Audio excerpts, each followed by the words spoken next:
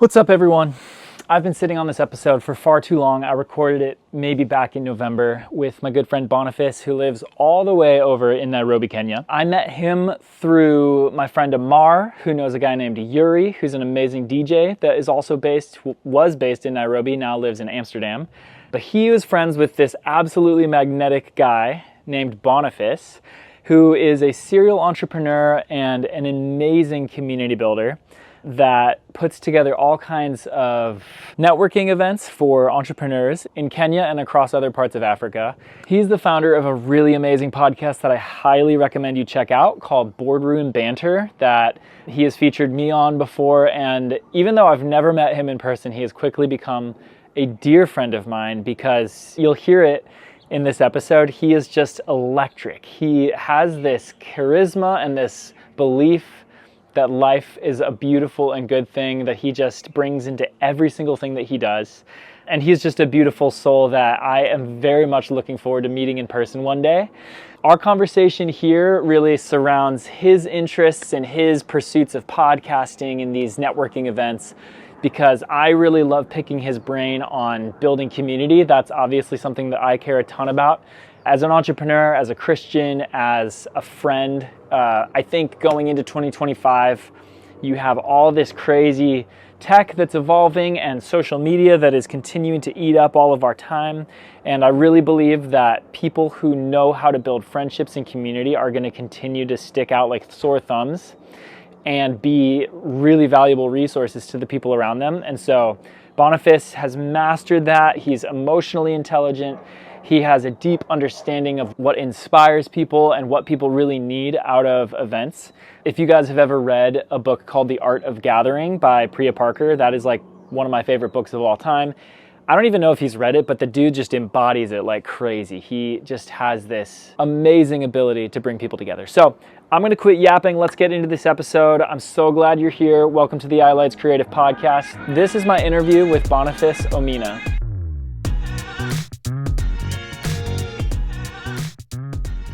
Dude, first I just want to know how you're doing. How have you been? Where in the world have you been lately? Where have I been? I've been in Nairobi the past 2 months. Great.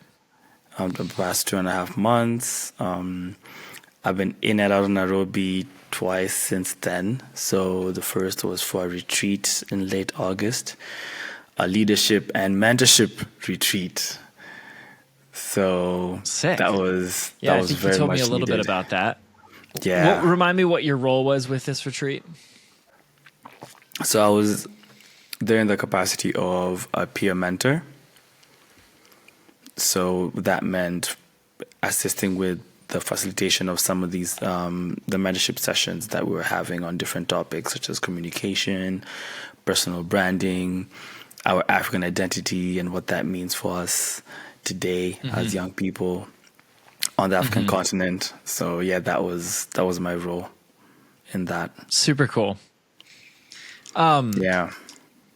One thing that I've been curious about for a long time that I know has been like a massive part of your life is this idea of mentorship. Like that's one of the reasons you started the podcast that you run, Boardroom Banter, and it's obviously a focus of a lot of the things you do. I'm curious when mentorship became like a big deal for you, whether it was like a personal thing that like you had a mentor that meant a lot to you, or there was just a moment where you were like, I think this needs to be one of the major focuses of my life. Because that's one of the first words that comes to mind when I think about you is like mentorship, not just mentoring people yourself, but creating mentorship networks. Yeah, it's a beautiful question, Jonathan. So I first came across the concept of mentorship when I was in like my second year of high school. And I was studying in a school called Lendana School, which is a public national school here in Kenya. And there's this afternoon that, you were leaving classes, wandering around, and then there was a talk that was going on in one of our seminar halls. So I popped in there, but a bunch of first and second year high school students were there at the time. And the organization that came to give this talk is known as Acad Education Group. And they had a bunch of these like adults who work in different career spaces and dedicate themselves to this kind of mentorship work. But then they also had a bunch of young guys who had just finished high school and had gotten into different overseas institutions, right? So the Harvard, Stanford, Yale. And these are people who, behind all that academic achievement is a lot of community-driven work that they've done, whether it's, beginning startups as entrepreneurs or driving different youth initiatives. And so there was so much to their story beyond the academics. And that was now my first touch point with mentorship and this specific ACAD model of not just leveraging adult mentors who are accomplished in their space, but leveraging the power of peer relationships and bringing young people together with other young people who are doing amazing stuff and hoping that something rubs off. But then also going beyond just hoping, but really designing this mentorship model to facilitate this kind of peer-to-peer mentorship and adult mentorship.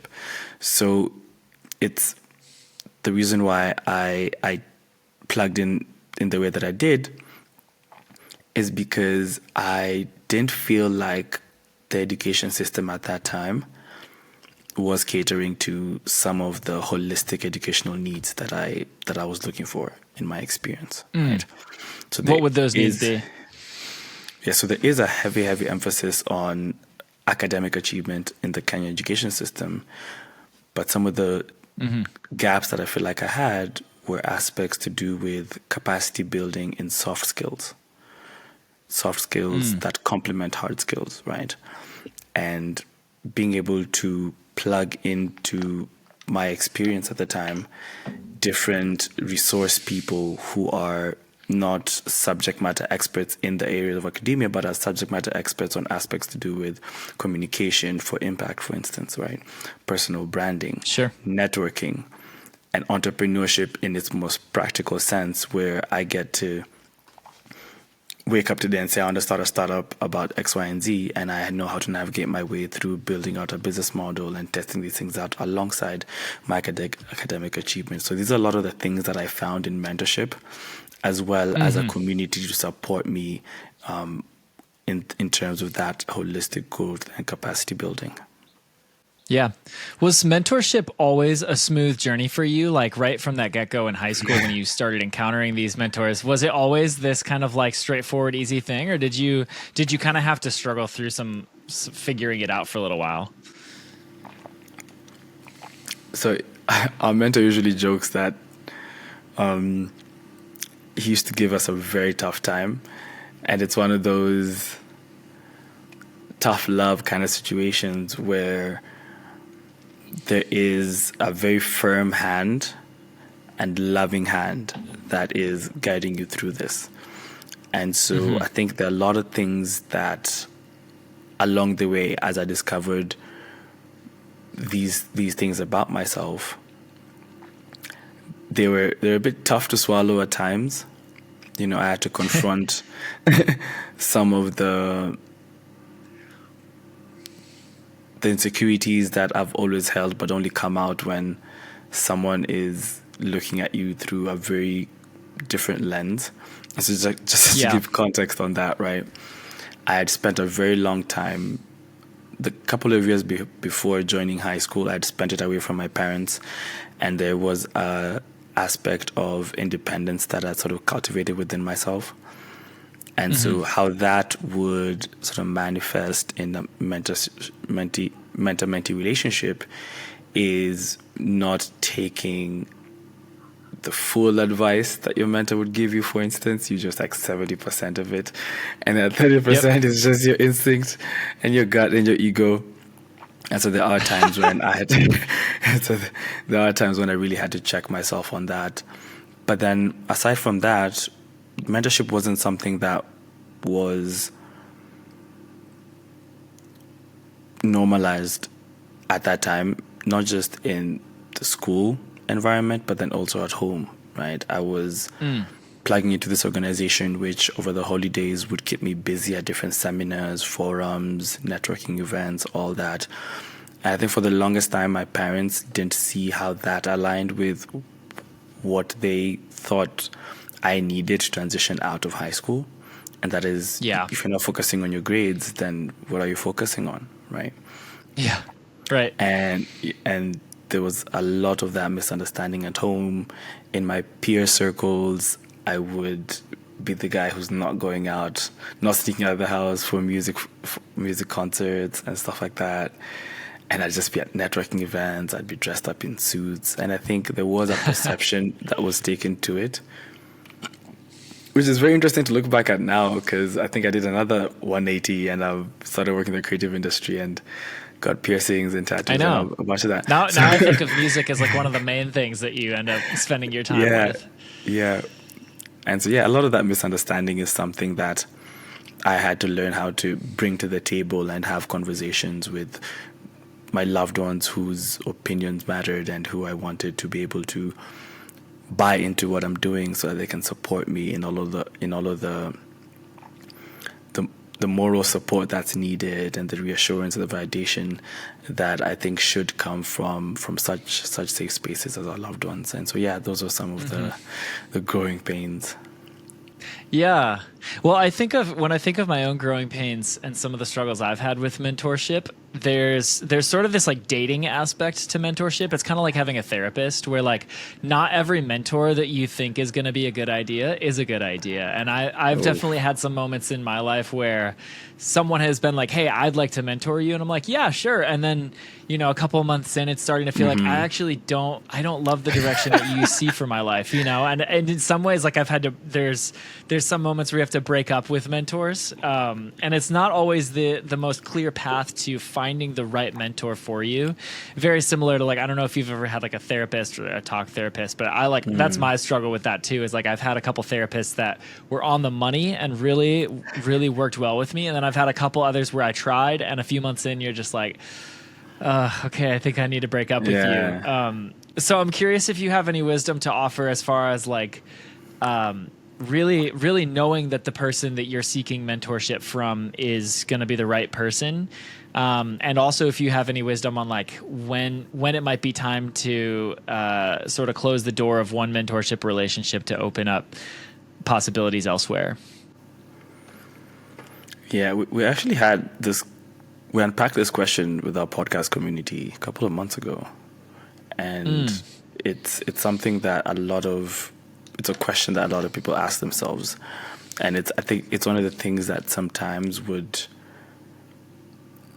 dissuade someone from seeking out a mentor because of just how much I think work needs to go into finding the right match, but then also just that the whole emotional journey of building a relationship with someone, and as you mentioned, the possibility of it not working out. And I think what I'd say to that is, and this is building relationships with anyone actually, right? Uncommunicated expectations usually lead to a lot of disappointment in our relationships as human beings just generally. And so whether it's a partner that you're with, or a family member, or a friend, or in this case, a mentor, a lot of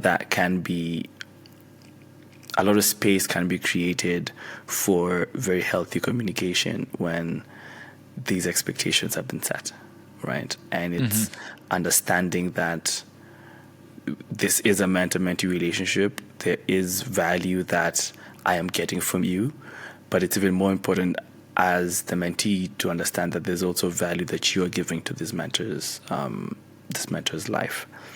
And so finding creative ways of navigating the relationship. I can give you a very interesting example, right? I have a friend who he and his mentor meet up once a week on a set day, and whatever the mentor is doing that day, he just hops on the schedule and they do it together. So sometimes they're going to the gym together, sometimes they're running errands, sometimes they're chilling in the house or chilling in the office.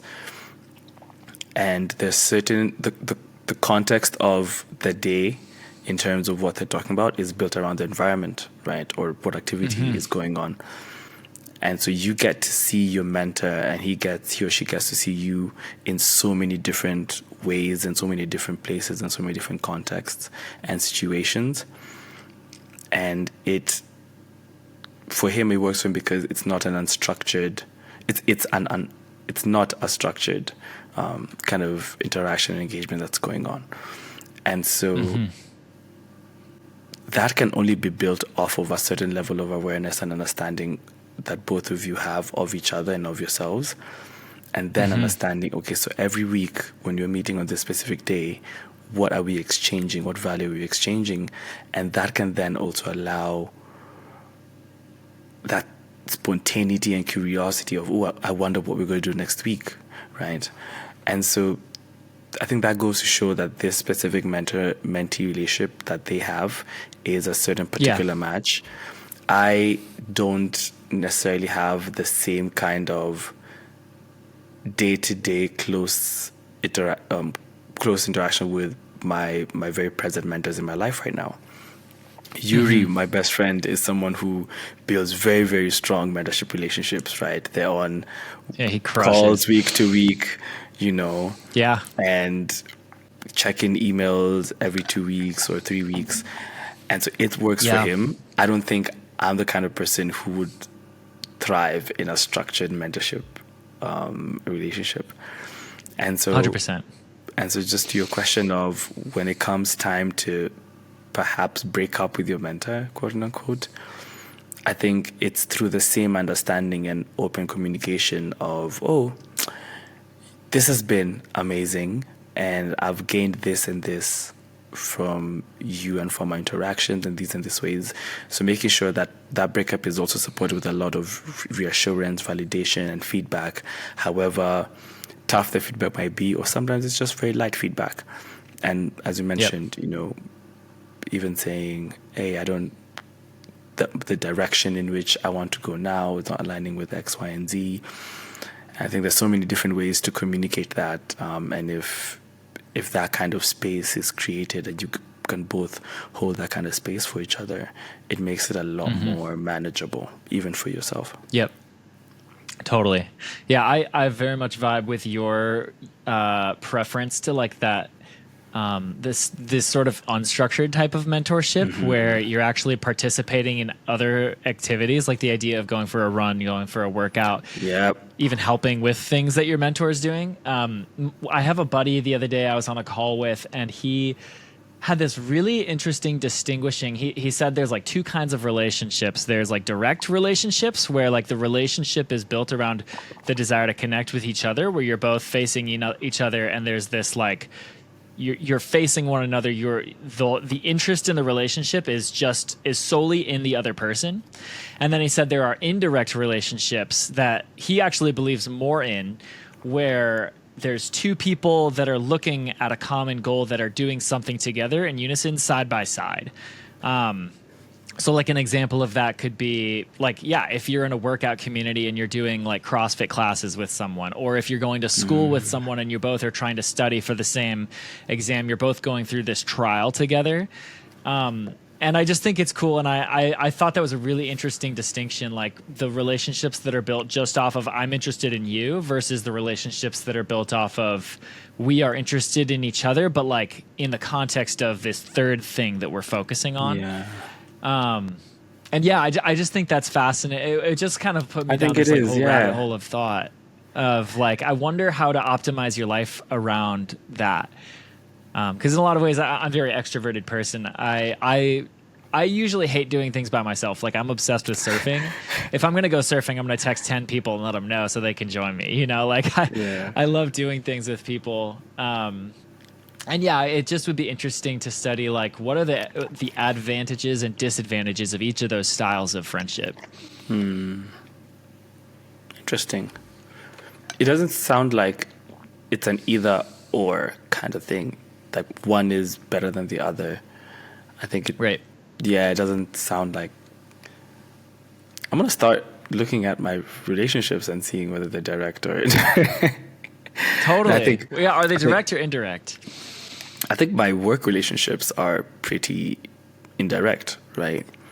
Where we're coming together to accomplish a common goal. Let me give a beautiful example. A lot of the podcast events that we've been doing with our community this year have been collaborating with other brands that have their communities. And it's, all right, let's choose a theme. Let's agree on, that's a really cool theme. Is it, bridging the gap in access to opportunities for young people? All right. Is it unpacking what career resilience looks like across different industries? And then we bring in our expertise, our personnel, our vision, and our community, and they do the same thing. And it's all to accomplish that goal on that day. And I see how that works as compared to now my very, very close friendships, which are like, oh my goodness, I love you, I appreciate you, I'm interested in you, everything that you do is amazing because it's you. And you know, the focus is on that person. So yeah, I can see how different yeah those are. I think relationships very naturally ebb and flow into those modes, you know, like even just thinking of marriage, like I've been married for almost 2 years now, and I think there are moments where it just feels like we're facing each other, and it's like this is a relationship about like just enjoying being present with each other, knowing each other deeply. And then there are other moments where we're more shoulder to shoulder, and we're like, here's this financial hole that we're in, we got to figure out how to get out of, or like here's this new place that we moved to and we got to build community. And like it is cool to see like how those different modalities you can shift into and out of can affect the dynamic in a relationship. It's just a fun thing to like ponder and start to do the math on like which friendships in my life are really built on that sort of third party aspect and which are more direct. Interesting. Yeah, just things to think about.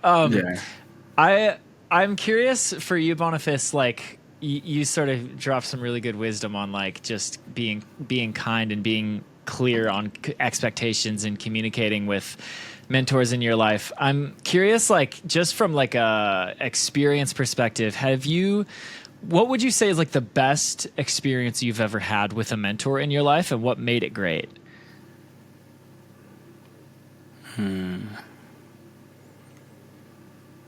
See, you know, I actually haven't had too many mentors, you know. So I'm trying to... Okay, well, maybe another way to frame this question. I'll give you one. Oh, you got one? Okay, cool. I got one. Or you could... Let's try to reframe it. Let's see how you reframe it. My reframe is also if you were to go seek out your dream mentor, or if you were to paint a picture of like what the best possible mentorship relationship would be, what type of person would you look for, and how would you personally build that relationship? Okay. It's a lucky day, Jonathan. My answer hits both of those questions. So let's get into it. It's pretty good, man. So a couple of... When I was in high school, I joined the Arcade Education Group, right? I mentioned that, right? And I've been with Arcade since then. So that's 2015 to now. It's almost 10 years. And it's crazy. Yeah. Over the course of high school, I'd spent a lot of time with this organization over the holidays, right? And this is at different seminars. Sometimes we do industry visits with different entrepreneurs, different companies. And then when we finished high school, a lot of the work that I'd invested, a lot of the work that came out of that mentorship relationship is what contributed to what I wanted to do in my gap year, right? So I finished high school in 2018, and then 2019 I knew to get into the African Leadership University, I wanted to just spend a bit more time being an entrepreneur and trying out all this cool stuff and seeing what I can build and seeing what I can learn. Yeah. And so I spent that time doing just that. In that same year, Yuri, who I mentioned earlier, my very, very best friend, we were in the same leadership organization together. We were the desk mates as well over the course of high school. So he was now fully plugged into Arcade Education Group during that gap year. But I was doing a different program, building a startup in Strathmore University, which at that time was offering this entrepreneurship program for people who've just finished high school. Yep. So during that year, Yuri was still meeting different mentors in the organization through those events, but I wasn't. So he happened to meet and connect with a certain mentor known as Gichuru, who is very well known in the media and communication space here in the country. Yep. So that was Yeah, I think you've told me a 2019. bit about her. Yeah, so that was 2019. Yuri kept in touch with her. And then years later, 2022, we started our own podcast with Yuri in college. Yuri reaches out to Julie Gichuru to be on the podcast, but she wasn't able to be on the podcast at the time. And it was follow-up emails. It was like, oh, can't make it. We eventually ended up recording her on the podcast this year. Yep. And so what happened is me and Yuri finished university last year, right? Yuri goes off to Europe to do his business, advance his career and do the incredible stuff that he's been doing. And our graduation date was set for February 29th. Yeah. And the school started asking students, who would you guys like to be the guest speaker, right? The keynote speaker for the graduation. All these names are being suggested. Julie Gichuru was one of the names. She gets called up and she accepts to be a keynote speaker. So Yuri reaches out to her again this year and he's like, hey, I see you're going to be the keynote speaker for our graduation. My co-founder is going to be in the country for the graduation. Would you be open to recording the podcast with him live when you come to the island? And Yuri wasn't going to join us for graduation. I wasn't sure whether I was going to come. It was a last minute door that was opened. And, it was the first time that my parents were going to come to like my school function. The whole narrative behind it was very beautiful. And we connected with Julie, and on the morning of graduation, literally a couple of hours before I walked and collected my degree and danced my way to becoming the graduate degree holder that I am. Yeah. We had a conversation with Julie Gichuru on the podcast. And that, I think, was the climax. But I had no idea what God had in store for us afterwards, because fast forward a couple of months later, she's building an initiative on African leadership dialogues and upskilling young people and mentoring young people and creating platforms for youth voices. And this aligns with a lot of the work that I was already doing and have been doing over the years. And she asked me to come on board and help them deliver on this mission. So legend, dude. Crazy. So this culmination of a journey This is such a fun story. A journey that began Yeah. in 2015 when I joined mentorship, and Yuri being in that path of the mentor when I wasn't there, and then just the confluence of all of that to everything that relationship with this person has developed into this year.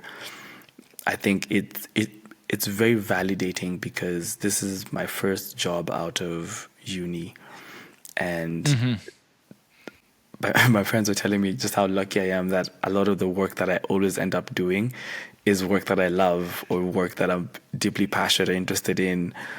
I always find fulfillment in my work, and that has really come out of the relationships I've built with my adult mentors and my peer mentors over the years.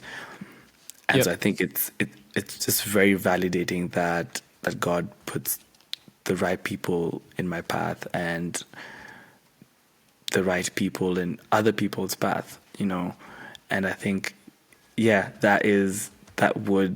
that would be my answer to the best mentorship experience.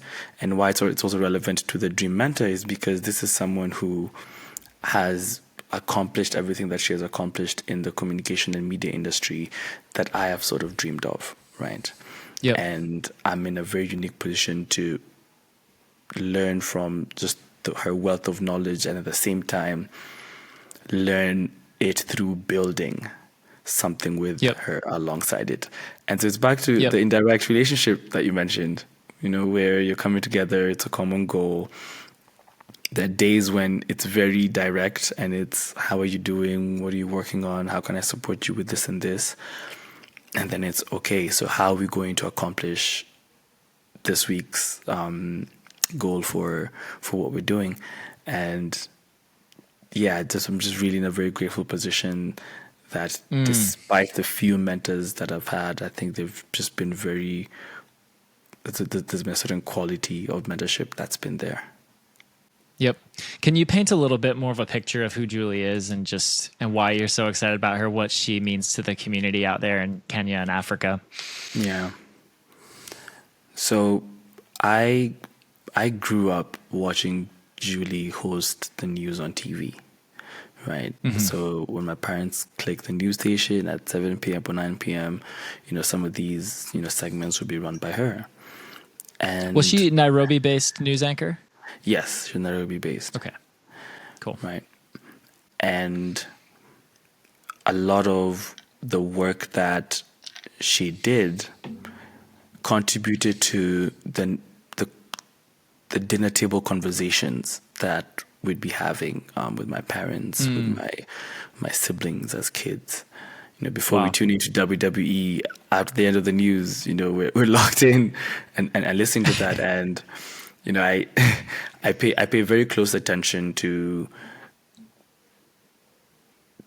that conversation of early childhood experiences and the environments that we grew up in, because it contributes so heavily to who we are and how we show up. And on top of that, some of the segments that she would be hosting really defined, in a world where media is what defines the narrative on the ground, I think she played a pivotal role in different instances. So, for example, 2007, 2008, after the Kenyan elections, there was the post-election violence, right? And one of the segments that, she was able to curate was one that, because it's political conflict and media is involved, a lot of narratives you'd find on TV are this politician saying this about that, or this group of people with these ideologies saying this about the other. And the segments that she would run were people facing, and it's going down to the streets and listening to what the motorcycle driver on the street, their opinion about what's going on, right? The lady who's selling vegetables at the corner, what's her story?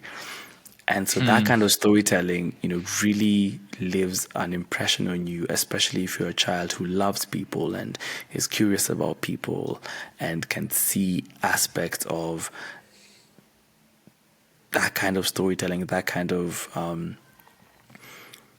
those kind of relationships with people really coming out of that, right? A couple of years later, one of the segments that she's hosting on TV is on African leadership dialogues, right? And sitting across from African leaders, presidents, leaders in the development world, and all of these things.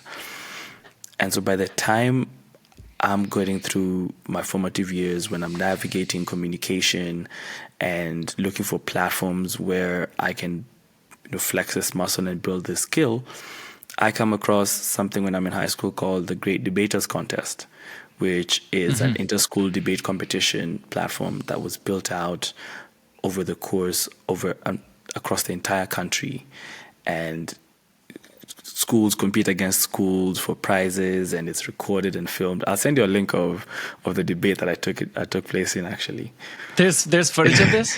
There is footage out there, Jonathan. Sick. I can only imagine you just crushed whoever that poor opponent was against you. I would never in a million years put myself in a debate position against you. Yeah, they were a good team. They actually won. But there was a whole controversy behind it. It was hosted in their school. I think, they must have pulled some strings. Yeah, home field advantage. Yeah. But yeah, you see, Jonathan, this is a lot of the platforms that have taught me my speaking and allowed me the opportunity to develop this skill have, in one way or another been shaped and defined by the work that she has done over the course of her career. And then getting on the podcast with her and hearing the background of her story and why she chooses to tell such stories is super, super phenomenal. And in that episode, she spoke about wanting to start the organization that I'm now working with her on. So it's such an alignment, you know. Yeah, I get goosebumps hearing about it. And it's also crazy that it's like this is literally hours before you're graduating too, and this is like your best friend has played a huge role in bringing you guys together. It's just like you can't make this stuff up. You can't make it up. I was telling Yuri, he got me this first job indirectly. Yeah, I know. Yeah. Well, it's so cool. Like, I just think over and over again throughout your life and your story, I just see that, like, you never succeed by yourself. Every single story that you tell, like, you've accomplished amazing things. You've built incredible organizations. You've hosted incredible events. Like, you're an accomplished dude, but I just hear in every single element of it that, like, you are so determined to do it alongside people and with people. To like an extent that I've almost never seen someone do, where it's like you're one of the biggest like networking type people that I know. Even just the fact that I know you is like the result of, I think, you having your fingers all over the freaking world and in all these crazy corners, and just your ability to build connections with people from a distance and then in person. It's like there's a lot to learn, and I think one of the reasons you stand out to me so much right now too is, I think generally my experience is that the world, and maybe it's just the US, but in my corner of the world, it feels like people are more isolated and disconnected from each other than I've ever seen, which is, I think, a lot due to technology happening. It's due to, I think, mental health issues that are like becoming more and more consistent. It's due to phone addictions. Like, nobody can put down their freaking phone. And I think, like, I've just found that so many more people than I ever used to know about, like, have like social anxiety, and going to a gathering like freaks people out. And I'm sure that there's some elements of that on your side of the world as well. But something that like really strikes me is that you have taken it upon yourself to be excellent at gathering people and at creating experiences for people. So I'd love to hear just a little bit. I mean, you've spoken to mentorships, which I see as more of like a microcosm of your like networking, your networking brain, but then sort of back out the camera a little bit. Like you have been an organizer of events. You've been and not just organizer of events, but like how do you even say it? Like it's like a symphony. Like you were telling me about one of the events that you hosted in Kenya where you guys had all these like cards, you had games people were playing, you had like different networking moments. You are like you're an orchestrator of community. So I'd love to hear like when you started to see yourself as an agent of gathering, and that like you were the one who could maybe rally people, and just a little bit of your story as far as like some of this more big, larger scale things of like that. And then later I want to dig more into like some of your strategy and some of the things you've learned through it. But first, I'd just love to know your story there. Yeah. Thanks, Jonathan. You know, I don't think I get the opportunity to speak about this enough. That's saying a lot coming from a podcaster himself. I know, you're a professional yapper, dude. You're talking all day. Oh man! All right, let's get into it. So yeah, tell me, bro. I finished high school in 2018, right? And then my first year, I was very, very deep in the startup space, right? And the startup was called Student Vortex. The idea was to build an online matchmaking platform to connect young people with internships and job opportunities, perhaps. And so I ran that with this team of people who were within this program. And then when the program ended in June, I'd gotten into the Watson Institute incubator program in Colorado to begin in August, right? Lucky for me, my best friend Yuri got in as well. So we went together, you know, and spent 4 months in Boulder, Colorado, building my idea. He was building his. So were the other 18 people in this program, building their own individual projects. Yep. Run that till December, came back to Kenya. My team members who had left in Kenya were joining their first year of university. They didn't have the bandwidth to carry this on. And so we all just dropped it and cut our losses and said, that was amazing. Let's see what this next season of our life has to hold. Now, COVID hits, the whole world is flipped upside down, and we spend this entire year basically at home. And then get to August, one of my very, very close friends tells me, hey, I'm moving out of my house and my parents' house and into the student residences. Would you like to come and live with me? Now, he had a very good reason why he was moving out. He was beginning his first semester at Cornell University. Because of COVID, he was beginning this online. My parents went there. Oh, nice. Nice. Yeah, it's a great school. So he was beginning his first semester. And so were a bunch of other students in Kenya. So they'd practically be living the same student residences together. It's a more conducive environment for them to go through school. I had gotten into the African Leadership University, but I wasn't to join it till 2021. So I had 4 months. So I told my parents, I want to go live by myself and see how life is for a student living by themselves as I prep for university. I'll be living with my best friend. I don't need you guys to pay my rent. Just pay my first month's rent, and then the next 3 months, it's on me. My parents were not happy with that decision. Why is that? So I actually found out the answer to this question this past week. I did a podcast recording with my dad, and we unpacked a lot. A lot. Okay, it's a well-timed question. It's a well-timed question. That's really cool. Yeah, let me know when you drop this episode, and then I can drop that episode. So okay. Yeah, I love it. So people can go reference. Yeah. So, that's cool. They felt that perhaps I was running away from something at home. They felt because I'd gotten dreadlocks a month before this, they thought I'm on some tangents. I'm on some tangents. This is after being the poster child who's going for different mentorship events in high school and on TV and on radio and on newspapers. And I'm just on some tangent, John. So, yeah. It was the dreadlocks just freaked him out, dude. That's so funny. You have no idea. And so it was a tough, we agreed to disagree. I moved out. My dad paid my first month's rent. And how I would build community in those student residences is that on Thursday nights, Friday nights, Saturday, Sunday nights, when all the people who are students there are tired of being students and they want to unwind and party, I'd be the one, putting up the music, getting guys together in some one-bedroom apartment in those students and just really introducing people to others and hyping people up as we're having a good time over the course of these nights. And then in the morning, afternoon, you're bumping with someone in the corridor. Oh, yeah, last night was amazing.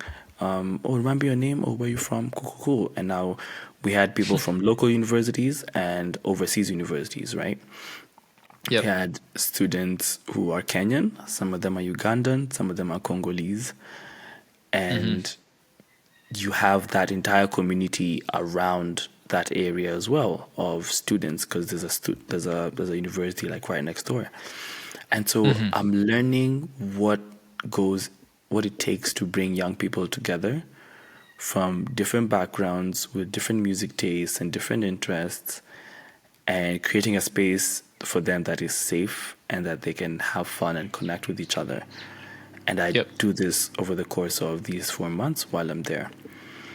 I started now doing the same thing of bringing different friend groups together outside of the student residences, right? And then I get to a place where this company wants to start, there's this group of people who want to start a party app and they need someone who knows how to convene people to do a launch event for them. right? They had a budget of 10,000 Kenyan shillings. That's about, say, $100. And I learned that instead of buying bottles of alcohol, you can get a mixologist to come and do cocktails and then save money, build out a fun experience, and create a platform for this mixologist to come and give their craft to other people. Right? I had a friend at the time who played the saxophone, and he can come and do a performance for 35 minutes, earn an extra buck, and then chill and hang out with the rest of the gang after that. So all of these different concepts start playing out. And then I culminated that entire year with a neighborhood party, right? And so the concept of it was the kids in the estate have been at home the whole year because of COVID. People have barely been in school, and when they've been at home, they've been locked. They haven't been having fun in the neighborhood. And parents are tired. The kids are looking for something to do. And we're a bunch of young guys. I was sitting with my friends in my parents' house when we talk about it. We're a bunch of young guys who have some extra money that we can just invest and see whether we can actually do something really cool for our neighborhood that we've grown up in. Yeah. So I posted on my WhatsApp story, hey guys, do you knows where I can rent a trampoline and a bouncing castle? So sick. As a shout out the people who have on my contact list, because the guys usually want to see me pull off some of my crazy ideas. So I got like 4 different suggestions, like call this number, call this number. I said, cool. I called these numbers. This one isn't available. This one isn't picking up. One lady picks up, and she gives me the quotation, and I'm like, bet. So we got one trampoline and one bouncing castle, right? We did a whole poster. And you know, kids are your best. Kids know how to spread the word, right? So we printed these really, really cool, colorful posters, and then we walked out the gate one day and we told kids, bouncing castle and trampolines. So the kids are riled up. They're so amped. You know, and then we give them the posters, take them to your parents, right? We're doing this thing on the 31st of December. So you get them right. It's a landmark day. You know, the parents are also looking to get their kids tired and playing during the day, so that at night they're asleep. You know, so we looped in the parents as well. And we have in Swahili it's called mama mbogas, the ladies who sell vegetables in the estates. And we looped her in, and she was like, "Oh, of course, because this is also someone who has seen you and has built a relationship with you. You're not some random face. You know, they're part of your neighborhood community, and you're doing this thing for the neighborhood, for the kids." And so the day before the hype was like up to here, we said, all right, let's double the orders. I said 2 bouncy castles and 2 trampolines. So we got it. Dude, no way. So we got in all of these things in the morning. And you know, when kids are like lock in and say we're going to do something, they're going to do something. So they were at our gate at 8 a.m. in the morning, John, waiting for this trampoline. To get the party started. They woke up. They woke their parents up. They made breakfast that day, you know. And so, we spent an entire day with these kids, and my friends and I were the ones who were minding the kids. We had a clown who came and was doing face painting. It was a whole thing. And those kids now are like in elementary school, like late elementary school. We still bump into them, and they remind us of like, what we did for them 5 years ago. Right? And so... That's so cool. And so... to just fast forward to where I saw this happen again, actually, no. You see what happened, John? We lost money. We didn't make back the money that we wanted to make back. And you freaking doubled the order, dude. You're like... do you know, that is... fully sent it. When we were doing the retrospective, we said that was where we lost it. That we was lost our the mistake. Plot. Got too hyped. Yeah. But you know what? I came into 2021... flying to the island of Mauritius to begin university, feeling like I failed as an entrepreneur, feeling like I'm not good at doing business, feeling like, 2020 was student vortex, not working because my co-founders can't pull through with it. And just after I'd spent time in Kenya and in Colorado building it, so I felt I'd failed in that. My cousin and I remember when I mentioned the dreadlocks. We started a flower delivery service where I'd dress up in a suit and dreadlocks, and basically the service that we'd be offering people is the experience of having flowers delivered to your loved one. So my cousin would pull up in his bike, I'd be at the back, decked out in a suit. There's evidence online, John. There's evidence. Dude, the amount of like side quests that you've gone on and like side businesses, like I would love to know, just ballpark number. How many businesses have you tried? Okay, it's not a lot actually. It's got to be in the dozens, right? It's like the five. fact that you're like, dude, it's like put five, me on a 6. bike, give me some flowers. Business. Yeah, I know. We That's did it for a so couple of sick. weeks. We started it because I had a heartbreak. My cousin had a heartbreak. He had a better chance of getting his girl back. So we said, all right, let's deliver flowers to her. So, oh my God. That's so legendary. Yeah. And so I got to the island and funny enough, found ourselves in the same situation where locked down on campus together as first year students, right? We didn't have a large second, third, or fourth year class because they'd gone home the previous year because of COVID and hadn't come back. And so they were finishing their studies online. So we're in a place where we're the only first years there. That means there's no institutional knowledge, which means we don't know what the culture of the school is. So we have to build that up for ourselves. Yep. Our campus is very small because by that time, Mauritius had done a very good job in containing COVID. So there was only the first case came in March when we had gotten there, 2 months when we had gotten there.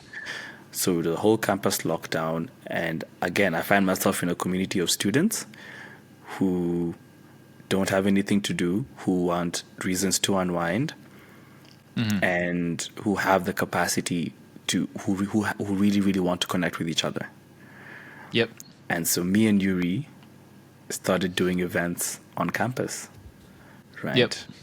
Where Yuri at that time, he had the best music playlist. So we said, all right, can you learn how to just like put these songs together on virtual DJ and make it work? He said, cool. Yeah.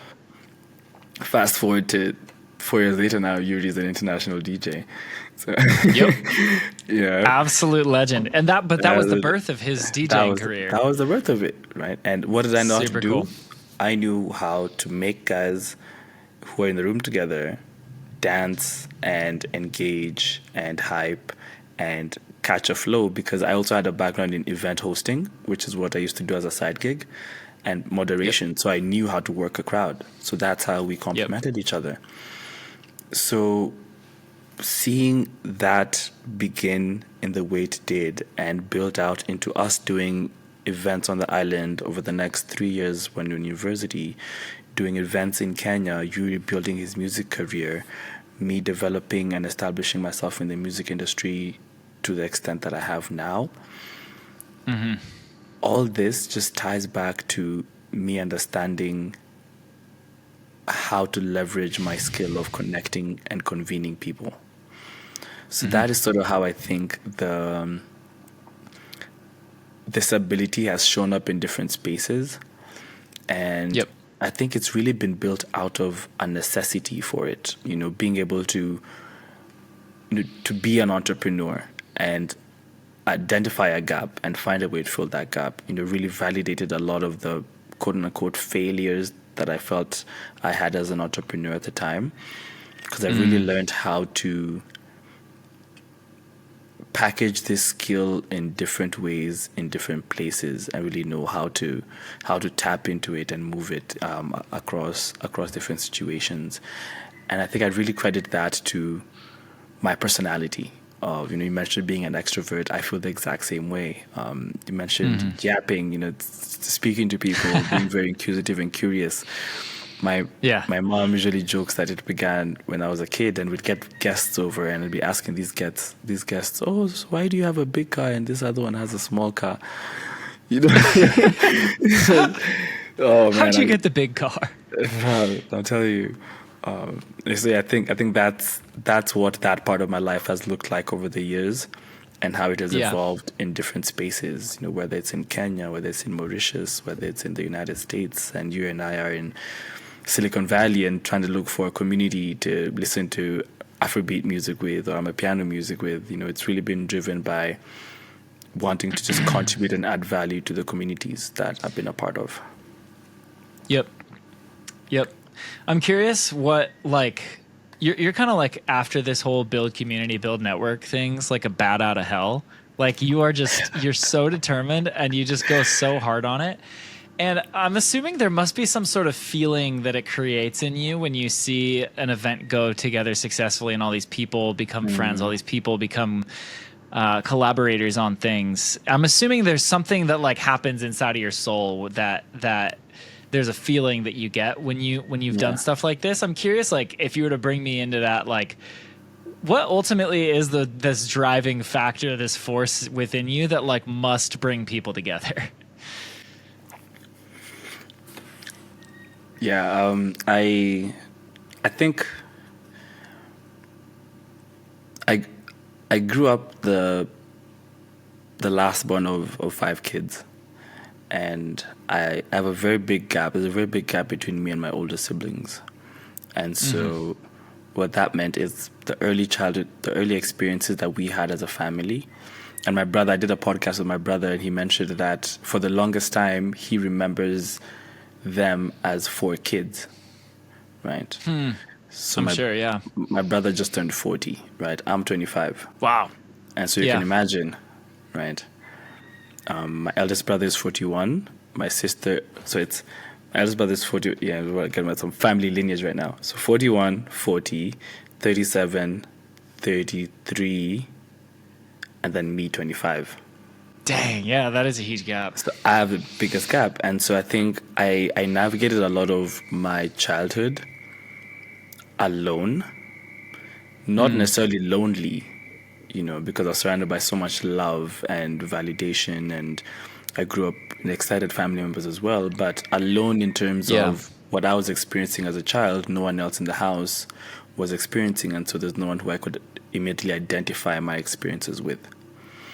Yep. So I looked for that in my friendships, especially when I was 9 years old and my parents and I moved from Nairobi to the United States.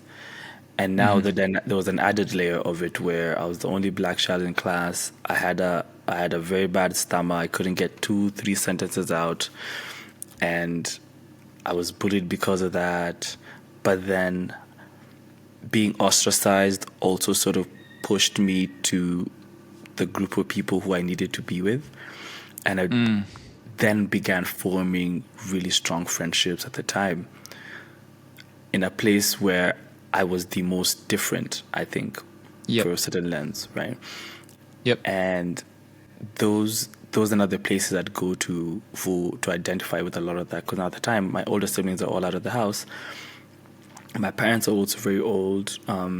Dad is in a full-time job. Mom does shifts, sometimes 2-3 shifts. So I'm still alone in the house. But my friends are now coming over, and we are there for each other, and at times the only people in each other's lives at certain points in time. So I then began looking for other misfits. Is it misfits the word? Other people who are sort of lost. Black sheep. And looking, and just trying to find genuine connection and people who they can share a laugh with every day. And good thing at the time, there were a lot of things going on in the community. I used to live in New Jersey, a little town called Lyndhurst, right? So there was a youth center where you could go and play pool, video games, air hockey. I now started plugging into football and such activities. And just the feeling of being seen is what kept me so curious as to meeting more and more new people. I came back to Kenya, and now in 6th grade in Kenya, I'm the Kenyan kid who has an American accent and, still a pariah. Right. The black sheep again, And still finding other black sheep. And My dad was speaking the other day, and he mentioned, how he has observed me build my confidence in these spaces and in the communities and people I surround myself with.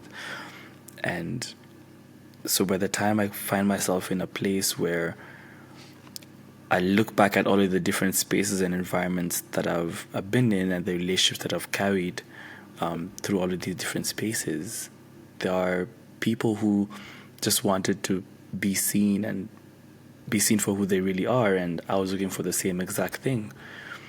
Yep. And that's the same feeling that I get when people come together, and whether it's for a party or for a networking event, you can still see people navigate this in real time of, oh, I just got here, I don't know anyone. Oh, this person seems kind of nice, I think I'll stand next to them.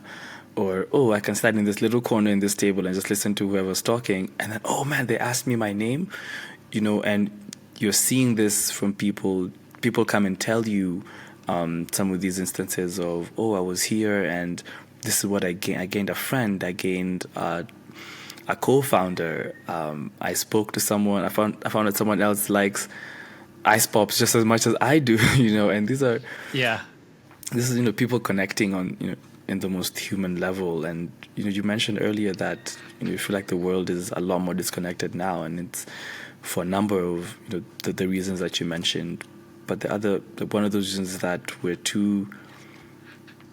on our screens, we're on social media, we think we're building genuine connection, but the most genuine of connections is when you bump into someone on the street on a random day and this total stranger ends up making you smile or making you laugh, or you meet someone new and you thought, oh, I have enough friends, there's no one else I'd ever be able to connect with in that kind of way, and you're like, whoa, this person blows me away and is blown away by me. And so just seeing people go through all of these different cycles of emotion when they're meeting together physically, I think is the feeling that I want to create for others, because it's just how many times I've been able to experience it as well, with the privilege of traveling and living in the different places that I've lived. And with our podcast as well, there's an angle to it that that we wanted to be able to connect, and in this sense, it was through professional relationships and having someone contribute to your career journey as they would contribute to a friendship or making you a better person. And so, that's my world, John. I love listening to every second of that. And there's so many themes in it that I just think are so just stunningly beautiful. Like the thing with your stammer and your speech impediment, and now you're a professional podcaster, and the thing with you being alone and not lonely, like you said, but having to grow up kind of by yourself, and now it's you are a network king, and what you do is create connection for people. It's just every single time there was this pain point in your life, you solved it for yourself so that you could solve it for everyone else. And offer that as a gift to other people. And it just blows me away, and it gets me so hyped. And also my story, I think I relate to a lot of what you're saying. I remember sharing when I was on your podcast about how my childhood was fairly painful as far as friendships went, and had a decent bit of bullying, and kind of was this kid that, especially in elementary and middle school, nobody really liked. And I just dealt with a lot of self-hatred and loneliness and just isolation. And I think it's the same motivator for me, where it's I know what that feels like. And now when I look around me, I'm I'm one of the more connected people in my life. People kind of know me as the guy who knows everyone. And I genuinely I love building friendships, and I am blown away by the people that I've been able to become close friends with. A lot of if I look around my friend groups, a lot of the people that I'm really tight with, I'm how did I score you? How did I get you to be on my team? Because the quality of people in my life is just through the roof, and it's just cool to see. Yes, please. Sorry, I interrupted you at the wrong time. Sorry. No, you're good. You're good. I would love to know. What is there a challenge that you feel that comes with being so connected? Is there anything that you find it's double-edged swordish about it? I can share Yeah, my answer to absolutely. that question as well. You should after ask my wife that question about me. She would probably have a much more transparent answer than me. But because I think she's impacted by it in some ways. One thing is there's this dynamic of the knowledge of yourself versus connection with others, and I think sometimes we learn about ourselves best through other people. But other times I think it's really important to just get time by yourself and to reflect on just who you are and not necessarily always see yourself through the eyes of other people. And I would say that's definitely been a weak point for me. Like I said, if I'm going to go for a run or if I go surf, I am almost always going to include someone in that because I love doing it with people. But if I ever on the off day when I don't manage to finagle someone into my workout routine or my walk or my time by myself that I love to include other people in, I do realize that there's a lot under the surface that I just haven't come into contact with because I haven't sat with myself for long enough. So I would say that there's a level of that I definitely feel of. I think sometimes the more you connect with other people, the easier it is to lose an identity that you would have in yourself. Like even just as a thought experiment, I love to think about like if I had a year where I just lived in isolation, where I found a cabin in the mountains somewhere and just was by myself, how much could I get to know myself and how much would I discover in myself that I just had no idea was there? I do think that there's probably a good bit of that going on with me, and probably a lot more than the easiest person I have to compare to is my wife. And Gabrielle, my wife, she is much more loves her time by herself and is more of like a 3 or 4 closest friends and doesn't as much need this energy of like dozens of other people in her life, and she's not as energized by constantly building new friendships, which is totally how I am. And so, I feel like I've seen her. She's challenged me in a lot of ways to not only ask how well am I knowing myself in the midst of all of these connections with people, but also like how well am I actually knowing any, given 1 or 2 of them, or am I just, a mile wide and an inch deep? And I think having that energy to balance me out is one of the reasons I fell in love with her. Is she's my polar opposite in a lot of ways, and those are genuinely things that I definitely grapple with. So I would say that's the double-edged sword portion of my friendship life. I like that. Shout out to your wife. Dude, shout out like Gabs. that. Yeah, she crushes. I have 2. I have 2. I think double-edged swords. The first one is about other people. At some point I learned not to mix too many of my friend groups in a way. Why is that? I think I realized because of just how broadly I've networked,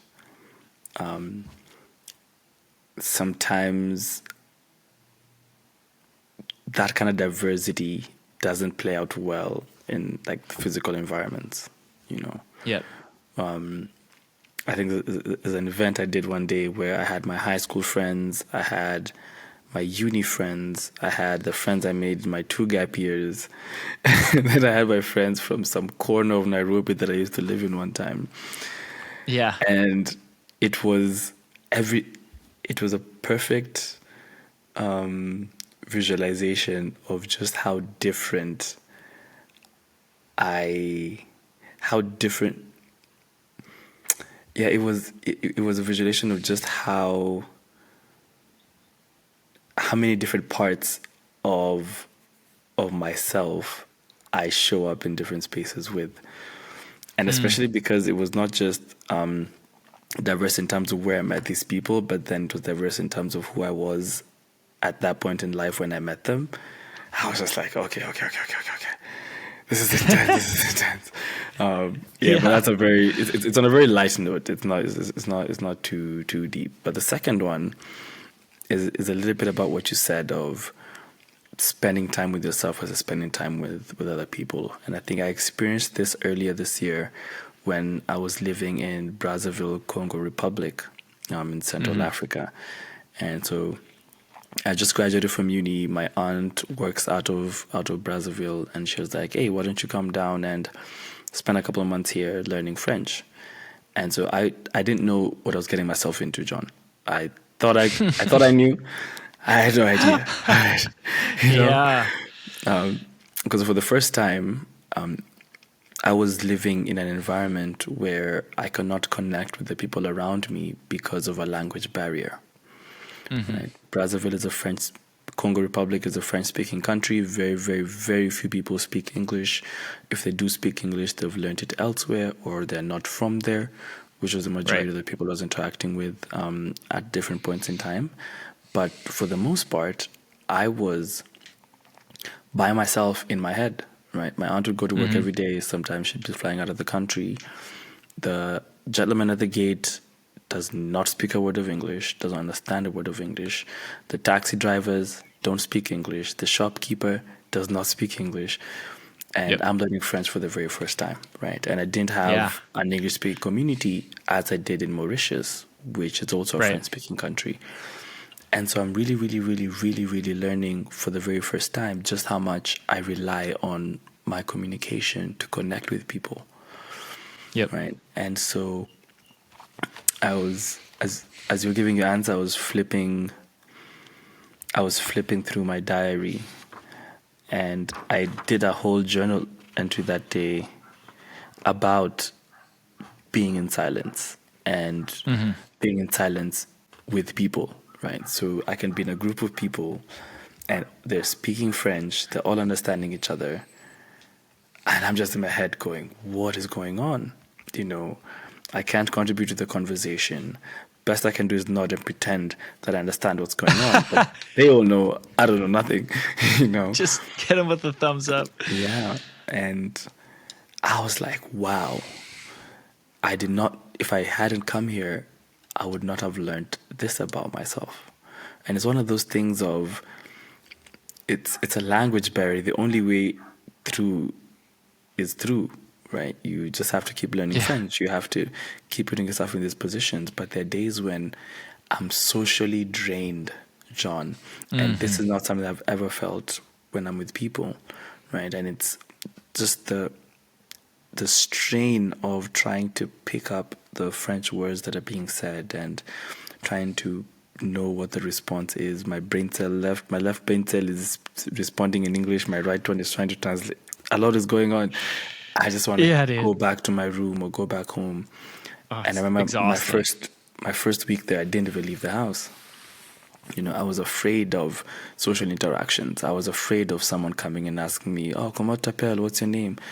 After I say my name, whatever it is they say next, I'm going to charge it. If I don't know it, if it wasn't in my notes from my lesson yesterday. And so, I found myself being fearful of social interactions. I didn't recognize this part of who I am. And that's why I think it's important for people like us to spend time by ourselves, so we can see the parts of ourselves that are the most authentic and genuine and real, because I left there knowing, communication means so much to me. Language means so much to me because it allows me to connect with people. Connecting with people means so much to me.